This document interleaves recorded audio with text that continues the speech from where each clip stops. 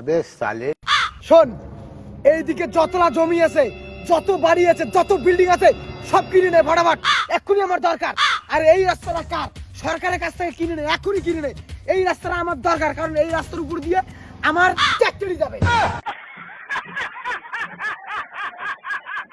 আর শোন, কালকের মধ্যে মিনিমাম 4-5টা হেলিকপ্টার কিনবি, কারণ আমার চাঁদে যাইতেই হবে কালকের মধ্যেই, কারণ আমার ইম্পর্টেন্ট মিটিং আছে। আস্তে কথা বলেন, মুখে থুতু দিলে আপনার। স্যার আপনি এত কিছু কিনতে পারেন, কিন্তু কোনো মেয়ের মন কেন কিনতে পারেন না? আরে পাগল শোন, এই টাইম যে আমার বিজনেস করে টাকা ইনকাম করার সময়, কোন মেয়ের পিছনে ঘুরে বেড়ার সময় ইম্পসিবল, মানে না।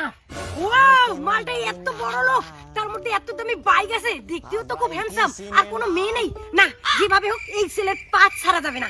5 দিনের মধ্যে সূর্যটা কিনে নিবি, কারণ ওইখানে গিয়ে আমরা দুজন পার্টি করব। এই শোনো না, শোনো না, শোনো না, পার্টি অল নাইট, শোনো না, পার্টি অল নাইট, শোনো, পার্টি অল নাইট। শোনো। আচ্ছা, এত বিজি ম্যানটাকে কে ডাকে? अबे साले তুমি এত বড় বিজনেসম্যান, তোমার এত টাকা পয়সা, আমার মনে হয় তোমার আমার মতো একটা সুন্দরী গার্লফ্রেন্ডের দরকার। আজ থেকে আমি তোমার পার্মানেন্ট গার্লফ্রেন্ড হয়ে গেলাম। আচ্ছা ঠিক আছে, আজ থেকে তুমি আমার পার্মানেন্ট গার্লফ্রেন্ড। আচ্ছা, তুমি কি কাজ করো? আমার বস এত বড় বিজনেস করে যেখানে আম্বানির কোনো খাওয়া নাই। ও মাই গড, আমি তো পুরো ফিদা। হ্যাঁ, তাড়াতাড়ি চল, হেলিকপ্টার কিনতে হবে। अबे साले চল।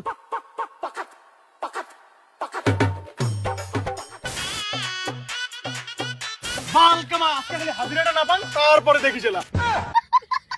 আচ্ছা, ও তোমার অ্যাসিস্ট্যান্ট না? তোমাকে এত গালি দেয় কেন?